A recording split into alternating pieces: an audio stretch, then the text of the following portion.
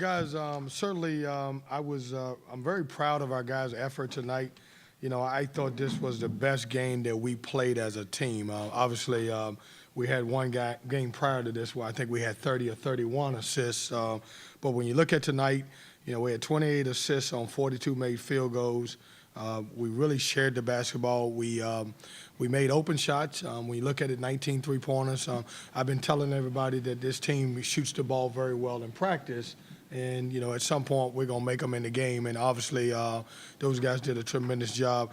All 9 guys that played, played with great passion and great energy.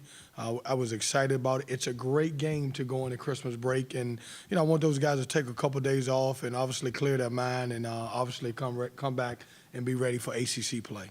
Questions? Got microphones, guys.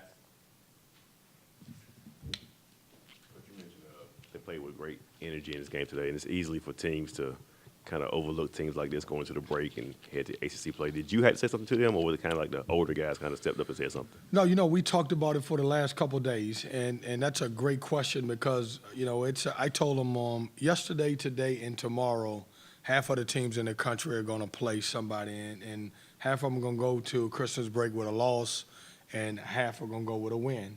And I said, obviously, Jacksonville's the same way we are.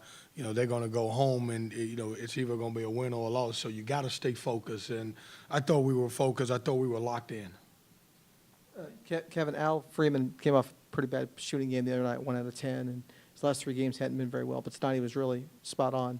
How did he handle that slump, I guess, or whatever it was? Or did you guys talk about that, or how did you approach that? No, you know what? I left him alone. I didn't talk about it. I like when the press conference I had at the Robert Morris game, I talked about possibly watching some film with him.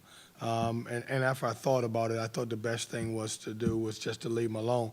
It was funny because yesterday in practice, he took a pretty nasty spill.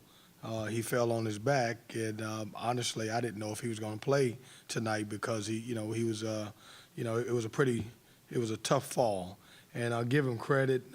He came in, he was locked in, made some shots. I'm excited about the kid. He needed to see the basketball go in the hole, and it did tonight.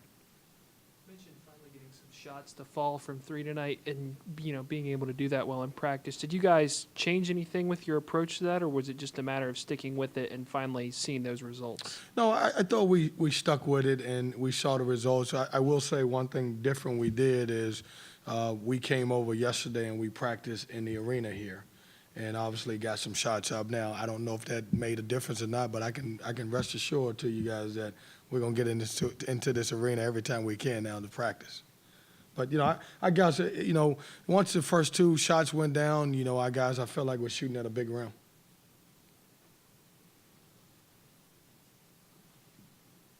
Are you the kind of coach that when you navigate a non-conference schedule, you know what you want to see by the time you play Clemson? Has there always been something in the back of your mind that you've been striving toward?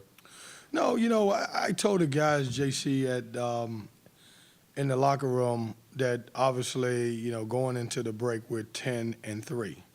And I said, obviously, that's a lot to be proud of. And when I went through pretty much every game that we played, and here's what happened.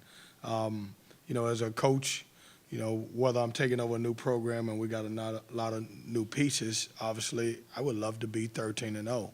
But all things considered, with all the new guys and the new pieces and the ups and downs that we've had, I'm excited where we're at right now. And this is a great game to build on to go into ACC play. A lot of coaches say they can watch their team doing practice throughout the week and kind of tell what kind of performance they're going to have. Was there anything that kind of tipped you off that your team could have like a 52-point win performance tonight? Well, we took off the next day after we played Robert Morris. And, that wasn't the plan originally. Obviously, we make our schedule sometime a couple weeks or maybe even a month in advance. And I just felt like it would be better for us to take off, to get a little rest. And then, obviously, we had 1 day prep for these guys. And but I am one of those guys. I'm one of those coaches that, I can tell you almost how a guy is going to play by the way he practices. And I typically try to reward a guy if he's playing well. But, guys are starting to play well. I thought LeVar Batch is starting to come along now. He's understanding what I'm looking for as a coach. He's playing hard on the defensive end, and that's why his minutes has increased.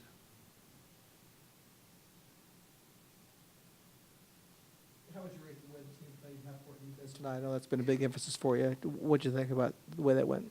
Well, it was good. You know, I showed them some stats of where we at, and I want to say we're top 50 in the country defending the three-point line. Teams are only shooting 31% against us at three-point line. That being said, I told them if we didn't have the last two games where I think we gave up 23s, which is uncharacteristic of us, then we probably would be number one in the country with around 25%.